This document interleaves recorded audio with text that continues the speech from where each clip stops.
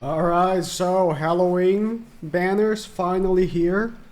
I say finally, I mean Halloween's like 20 days away, but you know, it's finally here. And we got ESTAROSSA. There was actually I don't know if I'm gonna find this now.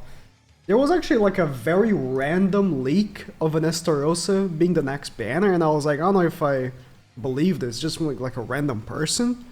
But it turned out to be true. We actually have a new ESTAROSSA. It looks pretty cool. And let me actually open up the banner here. He's just a seasonal version of the Festival Assault mode ESTAROSSA. This is the first variant of Festival ESTAROSSA we've had, right? I think so. So, is he good? Is he gonna be a banner worth 74? He's a regular 600. The banner is complete dog water. Nothing else to say about it. It's just ass. It's just terrible. But, you know, what about the unit? By the way, banner. So, this banner is dropping tomorrow on the 10th. There is a very high likelihood we get another banner and then a collab. So, if we go by, I like to check, you know, the previous years because Grand Cross has a very, like, repeating schedule over the years. So, if you go, like, this is 2021. It is, right? Yes. Yes, 2021. We had Matrona, and then we had another Halloween banner the week after. But Matrona was a step up. She was not 600. So that's different. And then we had a collab. And then if you go 2022, we had Easton, which was the Halloween, and then we had a collab. And then if you go 2023, we had, where is it? Merlin. And then we had a collab. So I'm thinking the highest likelihood is this is gonna be the banner previous to collab. So on the 24th, we should have a new collab, unless somehow they don't, you know, continue this trend, which we've seen for the past 3 years. 2020, what do we have 2020? 2020 did not have a collab. But again, for the past 3 years, this has been the schedule. So we'll see. So I am expecting a collab in 2 weeks, but never know, right? Is ESTAROSSA good? Thankfully, we got translations by Kane. It's cropping his name right there. So keep in mind, ESTAROSSA, this is the festival version, so he's going to keep the same Holy Relic and Commandment from the other ESTAROSSA. Those being, I don't know if the... Oh, they might actually have. The commandment remove one buff applied to the hero when the hero uses skill in PvP, that being from both sides, right? Both allies and enemies. And the Holy Relic, once he kills someone, he lowers enemy ult gauge by 1. It's a very simple Holy Relic. We'll see if it actually... It was actually very good for like a couple of metas ever since its release. I'm not gonna lie, like this relic is not bad. But I don't know about current, because I don't think there's any ulting that's relevant right now in the meta. Hard to say. So, at the start of battle, applies 2 stacks of Whisper of Commandment effect to the unit, which means immune to all debuffs. Why does he have 2 stacks if it's... Okay. And for every Whisper of Commandment effect, decreases specific ally damage taken by 15%. So, specific allies being Demon or Unit of Commandment. 30% DR, start of battle. This is start of battle, not start of turn, which is relevant because if you go second, it still applies. Like for example, Nanashi, right? One of the worst things about Nanashi is that even though he's a character with terrible CC, his passive is at the start of ally's turn. So if you go second, his passive does not apply. You have to wait for your turn. ESTAROSSA is not like that. If you go second, it will apply. When the unit has Whisper of Commandment effect, when enemies attack specific allies, decrease that enemy's crit damage by 40%. Okay. Also, for every specific ally participating in the battlefield, increases that ally's attack by 7.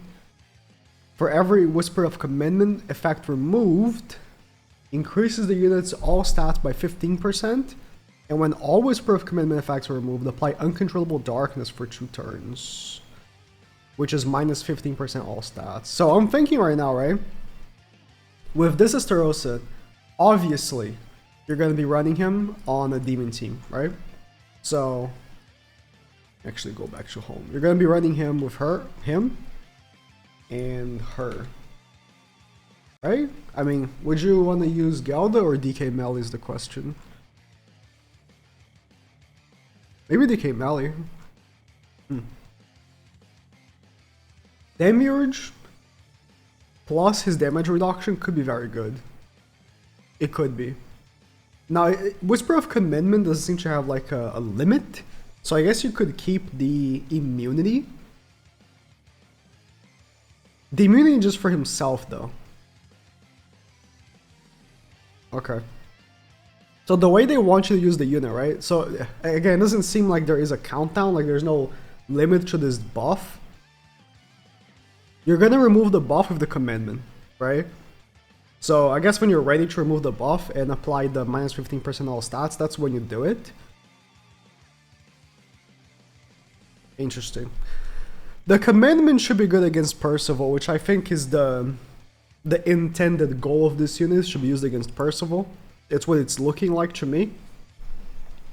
The problem I have is, so you're looking at Percival team, right? Reduces damage taken, fine.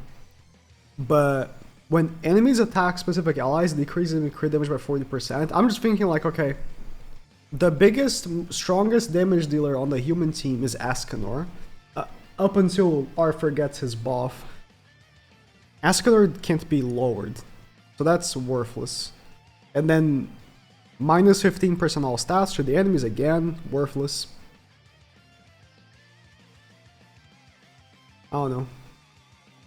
Is he even better than the Festival of ESTAROSSA? The Festival of ESTAROSSA can give you up to 50% basic stats. Possibly. Let's see the skills first. Inflicts blackout damage by 450 to one enemy, which is double crit damage. For every applied controllable darkness debuff to the enemy, increase damage by 50%. Double crit damage? I don't know if I like this. I don't know if that's good. Is he even gonna crit? I don't think he's gonna crit. He doesn't have, so, I mean, stats are worthless. Right? Like, he might even have a high base crit chance. He doesn't. With Super Awakening, stuff like that, it probably touches like 80%, right? Let's say that. By the way, the base is usually the same for the same named characters. What changes is Awakening and Super Awakening for variants, right? So like, for example, if I pull the other ESTAROSSA, they have the same stats. Look. You can see how the page changes, but the stats don't. The stats are like the same. Yeah, the stats are the same. The base stats, but then the Awakening and Super Awakening changes them. I don't know if this card sucks. Unless I'm missing something. I guess they're banking on lowering all stats by 15% being like relevant enough that you're gonna crit, but you're not. Units have like 130, 140% crit resistance. You're not gonna crit them without some assistance, man. I remember, bro, when I would say, like, Bond doesn't crit. Purgatory Bond. I would say, dude, Bond doesn't crit. If you want to crit him, you need crit chance, right? But Bond has 100% crit chance. How? You're saying he doesn't crit? Yeah, you guys don't play the game. And dude, every character has 100% crit resistance. Do you know what happens when you when you use a character with 100% crit chance against an enemy that has 100% crit resistance? It's 0% crit chance. Yeah. But in any case, you're not gonna see this crit. Like, I don't. There should be a double crit chance. For every applied uncontrollable darkness debuff, should they increase damage by 50%? Am I insane? Or can you only have one uncontrollable darkness?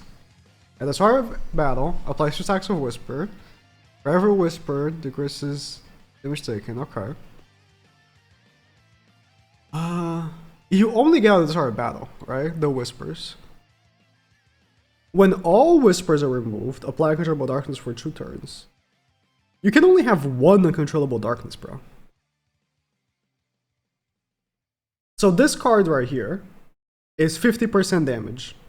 That's it. You're not gonna crit. Like, you need to be attacking a character with such low crit resistance that it's an irrelevant character. Like, what? No character in the game you're gonna attack it, you're gonna crit. And then the skill tree is an AoE pierce. Of course it is. I think this is a skip, man. I think it is. Which is nice, because there's probably a collab coming out in 2 weeks. I think usually Halloween characters have... Can you still do the thing? Where you change the URL? Yes, thank you. I hate YouTube Shorts. I hate them! Yeah, the wolf changes the appearance. You got 2 wolves inside of you. One that trick-or-treats, and one that's a good boy. That's ESTAROSSA right there. The banner is complete ass. Yeah. That's a tough sell, man. That's a real tough sell. His stats are not gonna be the greatest either because he's an old character at this point. Like he's from 2022.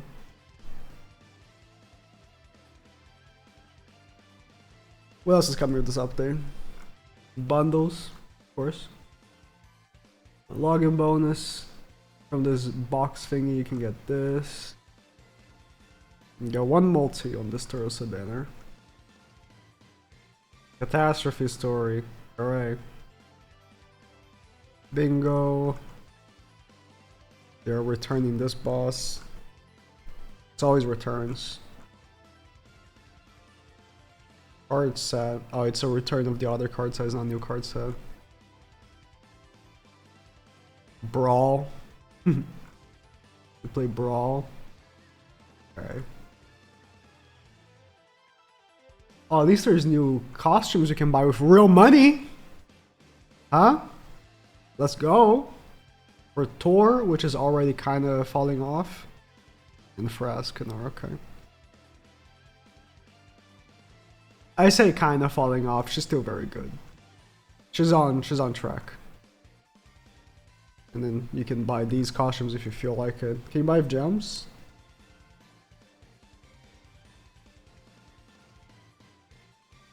You can't buy with gems. These costumes. I don't think you can buy these with costumes either, right? Or sorry, with gems.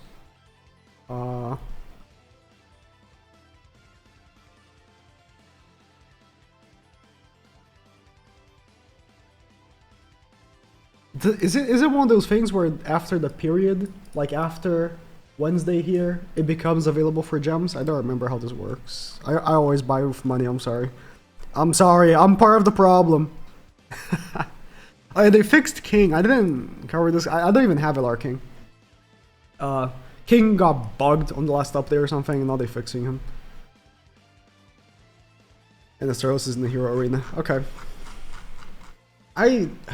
I think it's very difficult for me to recommend summoning on this character, considering I don't think he's much of an upgrade. Like, you need to think, when you're summoning for this character, you're not adding him to your team, you're exchanging a character you're already using. So, are you exchanging Galda for him?